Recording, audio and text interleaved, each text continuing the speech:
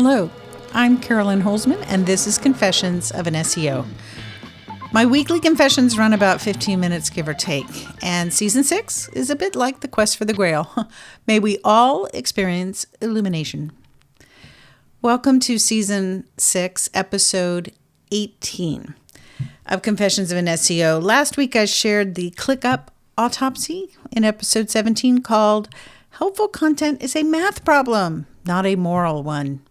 I even wrote an article with illustrations, and you can find it actually if you Google the ClickUp SEO autopsy. And that article is going to be on bizx.ai, and it'll be the first organic result, which is probably going to be the last time today I talk about organic results.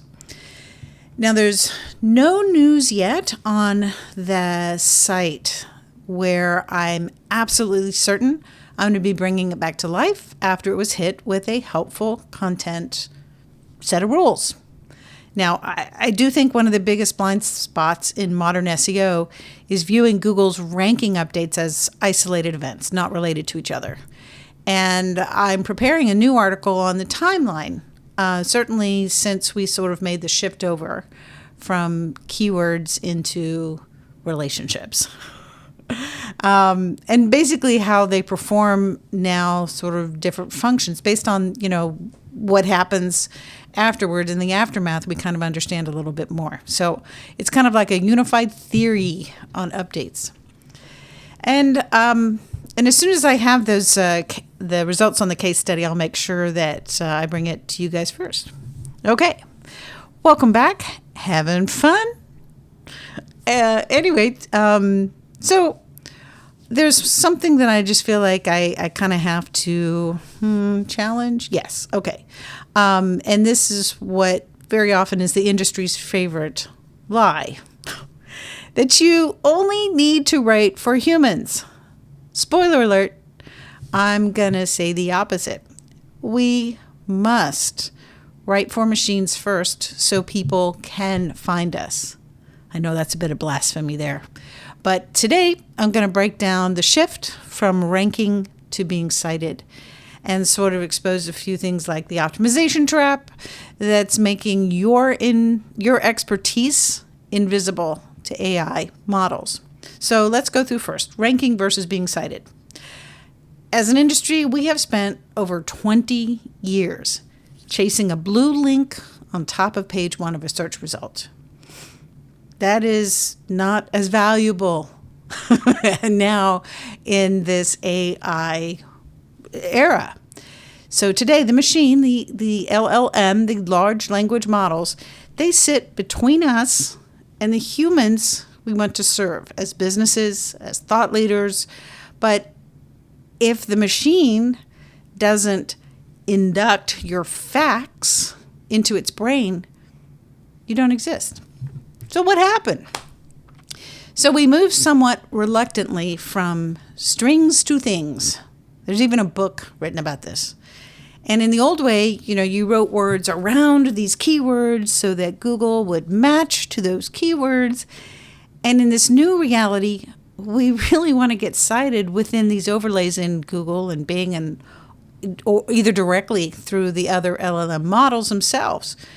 So to do that, basically, we have to write in factual density to define entities. It used to be keyword density, but now it's facts. So the machine needs to know what you are before it can tell a human who you are. And here's the funny, when I say funny, I mean ironic part. So let's call it the optimization trap. We have, a lot of us, been told, speed up your site. And so we use these speed plugins. If you're on WordPress, I'm sure on Enterprise you have something equally, a little bit of software that you do. But basically, let's talk to the WordPress group. So these things speed our sites up so that it will please the core web vital gods. And our first time, time to first byte? Yes. That is like everything. And in fact, to be too slow, you get pushed out. That's what we're told. Now, given that I do a couple of forensic audits every week, This past week showed a massive optimization trap that's in play. So we use plugins, like there's one called WordPress Rocket or custom code, to use JavaScript to render content blocks to make the page feel faster to a human. And these instructions basically say, don't worry about showing this in the HTML. We're going to show it once it renders so that this page loads super fast. And it's technically called client-side rendering. So all the JavaScript, that's the code, right? You don't see it if you look in the source code, but you might see something referencing something to kind of like insert this here kind of thing. But basically it's invisible if you look at the HTML. But the AI models, they read the raw HTML. So if expertise is hidden behind a JavaScript execution layer, the machine sees essentially two things that don't line up. And whatever you're good at, whatever your expertise, small business to enterprise, to the machine, these facts, your expertise doesn't exist. You have essentially optimized your way into total invisibility. And that's the ironic part. So let's talk about schema. Before these models, schema was in some ways a set and forget. It was a checkbox so that if you could get what was called rich snippets, little things that might show pricing, in stock, out of stock, star reviews, whatever. But out of this generic or handcrafted, manually curated extensive schema, basically that kind of served as a defensible layer for keyword stuffing, where we put in our keywords a lot. And even when I was doing some HTML testing on schema, really it didn't have any clear direct results. It just showed maybe it had some advantage to keyword density. But now, schema is like the truth slayer. These machines use it to audit our text. For example, if your schema says you're an expert in destination weddings, but your speed plugin hid your wedding pricing in a JavaScript block, the machine sees a signal mismatch. And machines don't do well with that. So what happens is it loses the trust in that content, and it will move to a competitor whose code is quieter and more efficient to parse, or certainly there where they can see it. Now here's the pain of this manual logic mapping. And I was talking about this before I even knew I was talking about this. And this is from the machine's perspective. So the AI is measuring your site radius and site topic. Now, specifically, that's Gemini. And it's looking for proof that you aren't just repeating what it thinks is consensus noise. But proving your expertise to a machine is a technical battle. You have to manually ensure your speed fixes aren't actually visibility killers. So manually identifying and creating these semantic links between common or closely related concepts, then you have to implement that relationship connection between every single fact on your content page. Just doing that would be a full-time technical nightmare. We're not talking about keyword linking. We're talking about concepts, relationships, things that the human mind doesn't necessarily grasp right away, but machines see it and they know when it's missing. Now, that kind of stuff, really, it's too slow. It would take too much time to do that manually at scale. The schema piece alone, you don't want to go with something that's templated. And having done some manual curation of schema and manually apply it to the content, what happens if you have to change some of that content? You have to remember to change the schema. So maybe you can do this for like 10 to 20 articles. But more than that, once you start hitting some bigger numbers like 90 articles, 150 articles, 500 articles, this is just not feasible at scale. And this is why, this is really where my research hit the road, was with BizX, the software that I've been telling you about.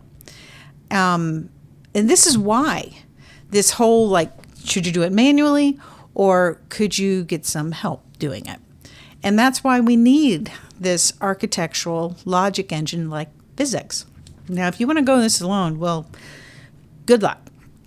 In short, I know for myself, I needed something like BizX to provide this architecture of authority. I want to enjoy doing my work, and I want to enjoy having a life. But this thing doesn't just do SEO. So in addition to the structure piece, it will read the machine-readable schematic to ensure your expertise is in the raw code where the AI can find your logic map without having to pony up and pay a compute tax. So it packages your expertise into these clean units, allowing a machine to surgically extract what it needs to cite you as the source. You write for the machine's efficiency, so the human has a chance to find your expertise. The bridge to our audiences is not built with our words necessarily. It is, but it isn't. It's built and it comes out of code and structure, not just adjectives. And I started to realize I sounded like the guy in A Few Good Men. Okay, never mind. I know there are some purists in the SEO world that will faint if you repeat this, but write for the machines first or choose to stay invisible. This is actually the next level of SEO, this answer model. But it's not that SEO is dead. It's bad SEO or inconsistent SEO is no longer sufficient. We must be precise and optimize now to make it easy for the information to even be extracted. These LLMs are like, you can do it the hard way, but then we're only going to pay that high price until your competition provides us with content that is easier to get information out of. And we don't care if your methodology is better. So it's structure first, then who are you? Well, I'm Carolyn Holzman, and this is the architecture of AI authority. That's it for me this week. See you next time. BizX makes your sites computationally irresistible, just like what I was telling you. And the difference isn't more content. It's connected content that has the lowest computational cost to LLMs. Go to bizx.ai. Thanks again, and I'll see you in the silence.